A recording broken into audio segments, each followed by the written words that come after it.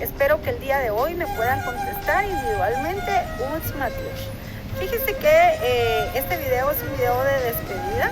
Es un video en que yo les agradezco cada una de sus atenciones, sus cariños, que ustedes pudieron aprender muchas cosas sobre la clase de cultura maya, además de que yo aprendí muchas cosas de ustedes.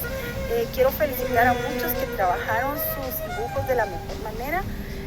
La verdad, mi intención no era que ustedes hicieran tanto dibujitos, sino que ustedes se acostumbraran a que trabajar cada una de sus tareas debe ser poniendo el máximo esfuerzo. No importa si es un dibujo, si es un análisis, si es un informe, pero tratar de hacerlo bien, porque cuando ya ustedes trabajen, ustedes necesitan trabajar todas sus actividades de la mejor manera. Quiero mandarles un abrazo y decirles que este año para mí fue muy bonito. Me encantó ser su maestra.